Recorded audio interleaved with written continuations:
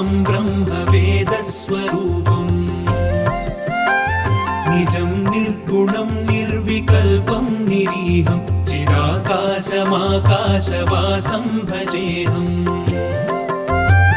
निराकारमोङ्कारमूलं तुरीयं गिराज्ञानगोतीतमीशं गिरीशम् कराळं महाकालकालं कृपाळुं गुणागारसंसारसारं नतोऽहम्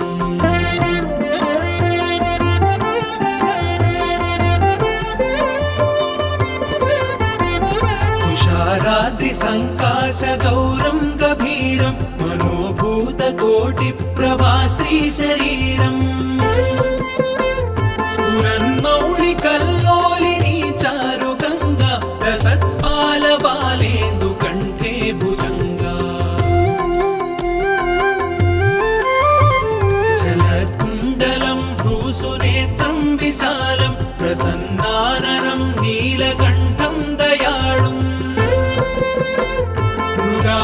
मृगाधीशचर्माम्बरं रुण्डमालं प्रियं शङ्करं सर्वनाथं भजामि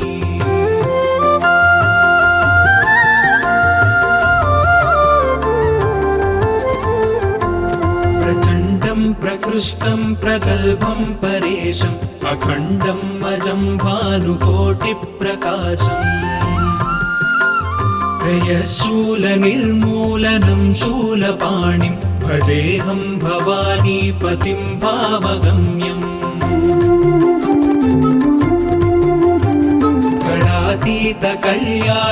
गणातीतकल्याणकल्पान्तकारी सदा सज्जनानन्ददाता पुरारी चिदानन्दसन्दोहमोहापहारि प्रसीद प्रसीद प्रभो मन्मधारी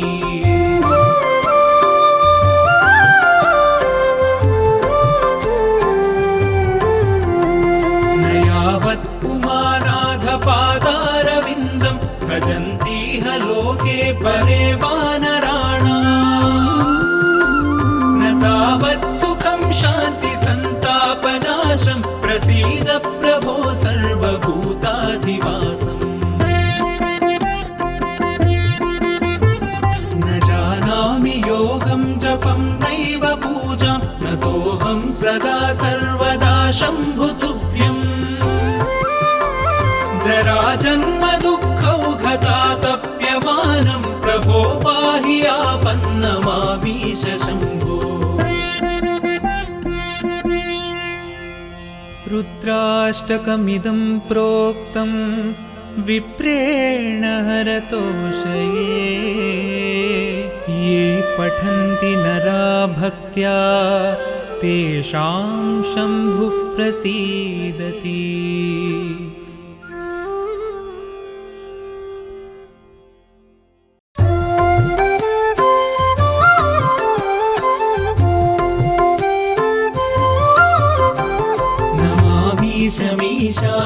ईशाननिर्वाणरूपं विभुं व्यापकं ब्रह्मवेदस्वरूपम् निजं निर्गुणं निर्विकल्पं निरीहं चिदाकाशमाकाशवासं भजेऽहम् निराकारमोङ्कारमूलं तुरीयं गिराज्ञानगोतीतमीशं गिरीशम् कराळं महाकालकालं कृपाळुं गुणागारसंसारसारं नतोऽहम्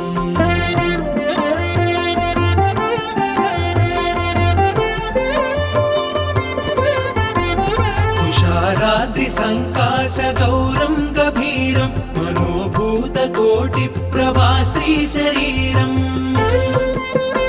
स्फुरन्मौलिकल्लोलिनी चारुगङ्गा रसत्पालबालेन्दुकण्ठे भुजङ्गा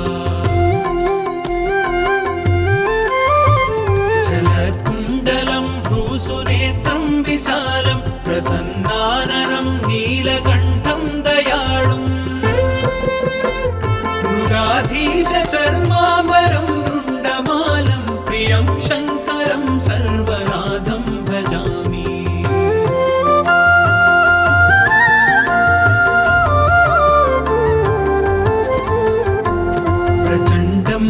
प्रकृष्टं प्रगल्भं परेशम् अखण्डं अजं भानुकोटिप्रकाशम्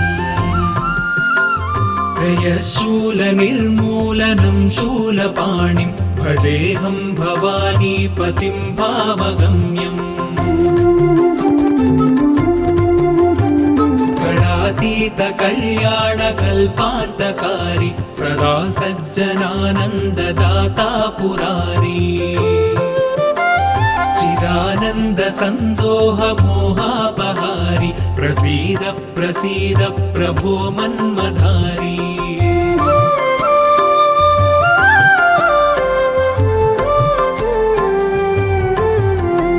न यावत् पुमानाधपादारविन्दं भजन्तीह लोके परे वानराणाम् न तावत् सुखं शान्ति सन्तापनाशं प्रसीद प्रभो सर्वभूताधिवासम् न जानामि योगं जपं नैव पूजां नतोऽहं सदा सर्वदा शम्भुतुभ्यम् जराजन्म दुःखौघतातप्यमानं प्रभो पाहि आपन्नमामीश शम्भो रुद्राष्टकमिदं प्रोक्तं विप्रेण हरतोषये ये पठन्ति नरा भक्त्या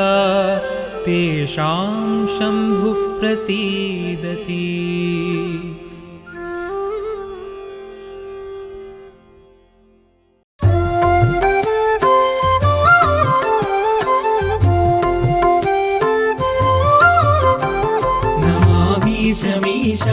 ईशाननिर्वाणरूपं विभुं व्यापकं ब्रह्मवेदस्वरूपम्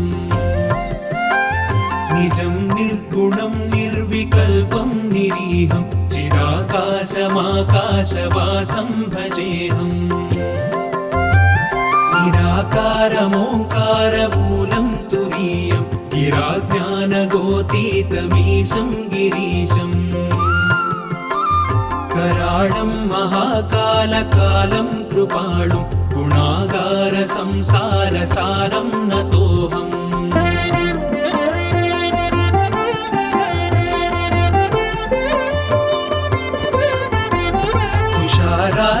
तुषाराद्रिसङ्काशगौरं गभीरं मनोभूतकोटिप्रभाश्रीशरीरम् स्फुरन्मौलिकल्लोलिनी चारुगङ्गा रसत्पालबालेन्दुकण्ठे भुजङ्गा जलत्कुण्डलं भ्रूसुनेत्रं विशालं प्रसन्नाननं नीलकण्ठं दयाळुम् मृगाधीशचर्माम्बरं रुण्डमालं प्रियं शङ्करं सर्वनाथं भजामि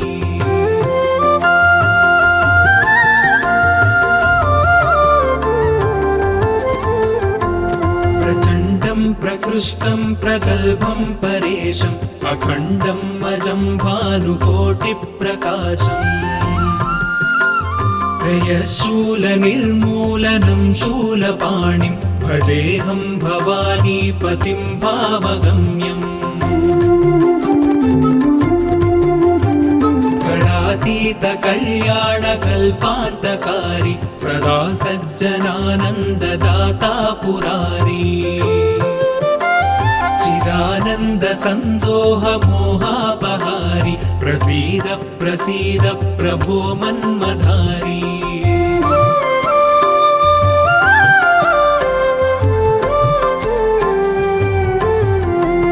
न यावत् पुमानाधपादारविन्दं भजन्तीह लोके परे वानराणाम्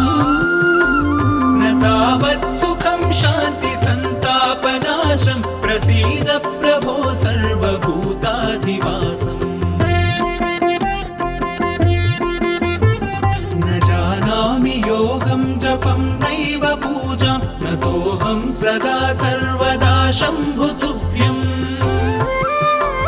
जराजन्म दुःखौघतातप्यमानं प्रभो पाहि